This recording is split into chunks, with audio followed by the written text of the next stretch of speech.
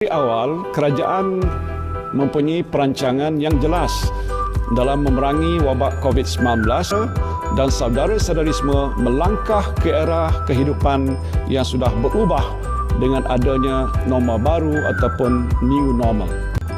Assalamualaikum warahmatullahi wabarakatuh. Salam sejahtera dan salam Ramadan kepada semua yang berpuasa. Selamat datang ke channel Tulisan Hunter. Bagi yang belum lagi subscribe, tolong bantu saya untuk tingkatkan subscriber saya. Bantu saya, dan selepas subscribe tolong like untuk memberi semangat kepada saya untuk lebih lagi membuat apa-apa konten yang berkaitan dengan isu-isu semasa yang boleh kita guna untuk rujukan di kemudian hari. Okey, jangan lupa untuk subscribe.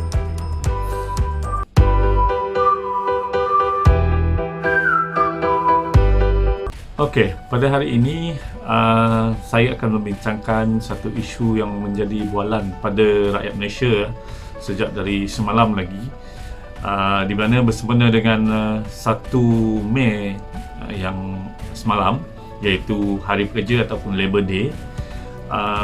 Pimpinan negara kita, iaitu Perdana Menteri kita, Datuk Seri Muhyiddin Yassin, telah membuat satu pengumuman yang begitu mengejutkan kepada semua rakyat Malaysia, di mana beliau telah mengumumkan bahawa pada 4 hari bulan Mei, iaitu pada hari Isnin, ekonomi kita akan dibuka seperti biasa, dan boleh keluar menjalankan aktiviti seperti biasa. Itu yang difahamkan oleh orang ramai lah. Tetapi terdapat banyak berpendapat bahawa pengumuman yang amat berhormat Perdana Menteri itu begitu mengejutkan, di mana pada 4 hari bulan Mei nanti rakyat dibenarkan untuk keluar dan melaksanakan aktiviti ekonomi seperti biasa. Okey, tuan-tuan dan puan-puan, saya yakin banyak di luar sana, saya dah baca FB, saya baca Twitter, saya baca Instagram, banyak yang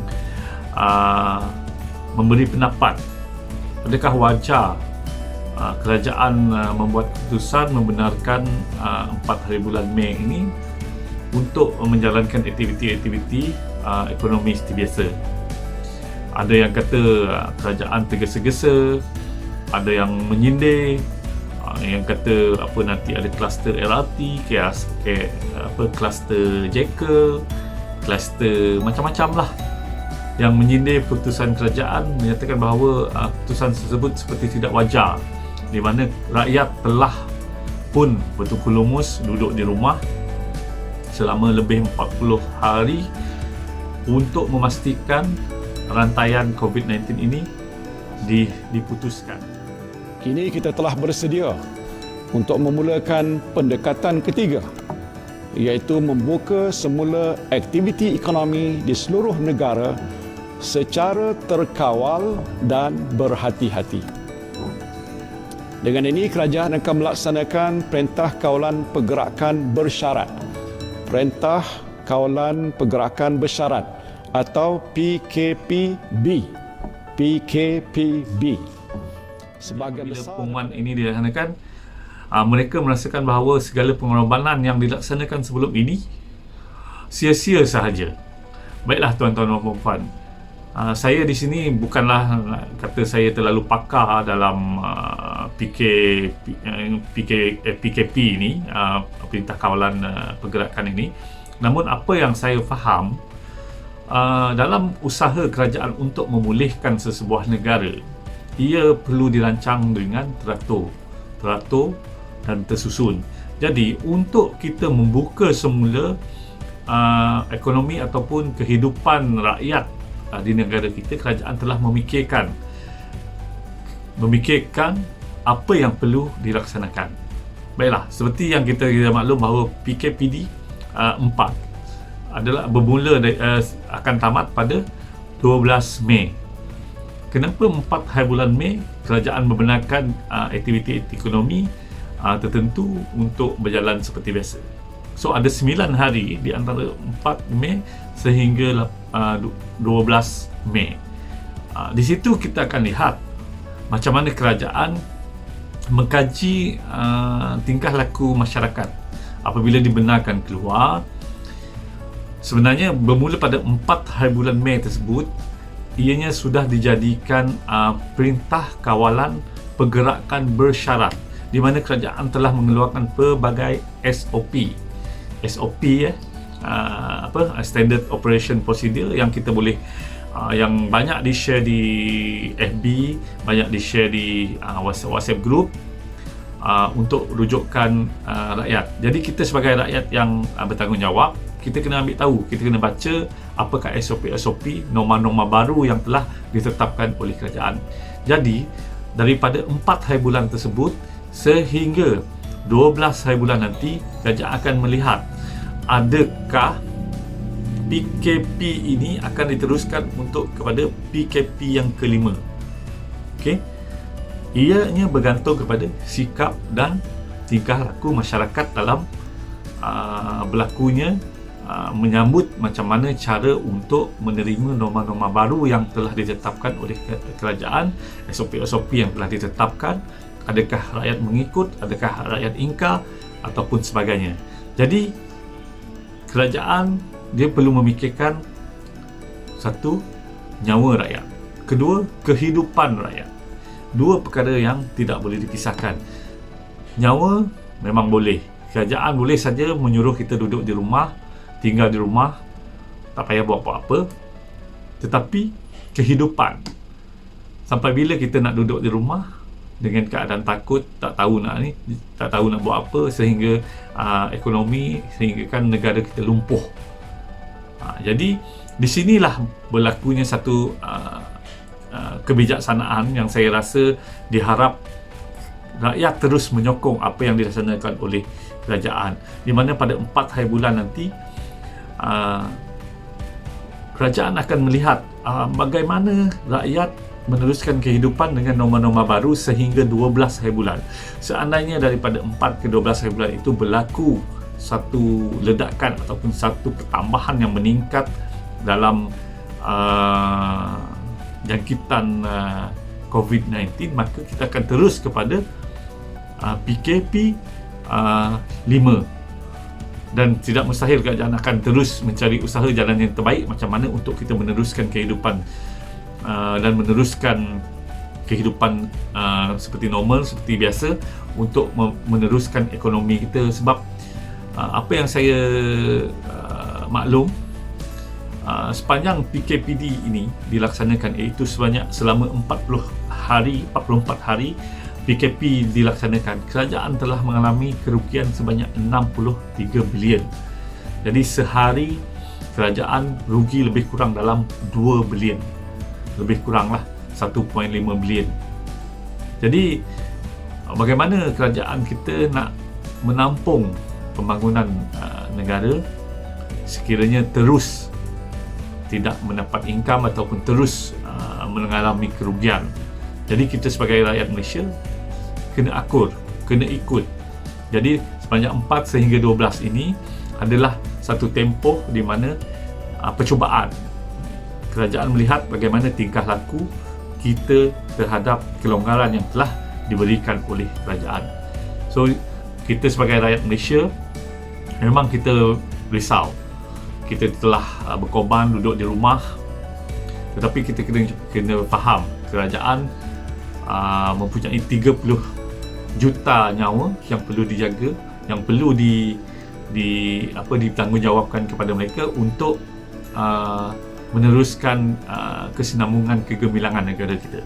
Jadi kepada yang risau, boleh kita risau, memang kita perlu risau.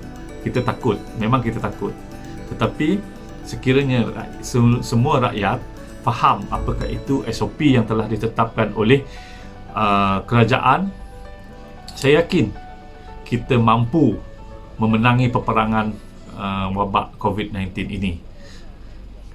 Saya juga risau, banyak kawan-kawan menyatakan bahawa risau, seperti contoh yang diambil apa yang berlaku di Hokkaido, apa yang berlaku di Singapura, apa yang berlaku di Kanada. Mereka telah membuka negara mereka terlalu awal. Jadi kita ambil iktibar daripada apa yang telah berlaku di Jepun, Singapura dan Kanada tersebut, di mana mereka apabila habis saja tempoh lockdown ataupun PKP ini, mereka berjuntun-juntun terus menyerbu membuat tanpa ada SOP yang ditetapkan untuk apa yang harus dilakukan selepas saja lockdown itu ataupun selepas PKP. Jadi kerajaan kita telah menyediakan SOP, semua boleh rujuk dan cari di internet ataupun di WhatsApp group, memang ada dikongsikan apakah norma-norma kehidupan mengikut kriteria-kriteria yang telah ditetapkan oleh kerajaan. Jadi saya berdoa semoga tindakan kerajaan kita ini dapat mendidik kita, rakyat kita, untuk menjalankan aktiviti-aktiviti dengan norma baru, norma yang baru yang mungkin kita telah biasa sebenarnya selama 40 hari ini. Jadi kita hanya 9 hari lagi untuk kita menghadapi PKP, tapi dah menjadi PKPB bersyarat. Jadi kita ada berapa hari lagi supaya benda ini berakhir dan kita dapat menjalani kehidupan normal balik. Tidak normal seperti sebelum-sebelum ni, tapi normal yang kita rasa senang, tidak tersekat, tidak terhalang untuk melakukan apa-apa aktiviti, kecuali aktiviti-aktiviti yang memudaratkan kita. Jadi saya berharap kita sama-samalah fikir. Seandainya kita takut, kita akan kata orang akan berpusu-pusu keluar. So kita fikir orang berpusu-pusu keluar, kita tak payah keluar. Kita jaga diri kita, kita jaga keluarga kita. Okey? Itu yang paling penting. Tugas untuk menjaga negara kita adalah tanggungjawab kerajaan, dan tanggungjawab kita adalah menjaga diri kita, menjaga keluarga kita dan membantu kerajaan dalam usaha untuk menjaga negara kita.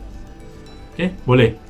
Jadi janganlah kita melihat tindakan kerajaan ini serong, kita support, kita laksanakan SOP yang telah dijalankan oleh kerajaan. Janganlah kita berfikiran singkat, terus condemn. Okay?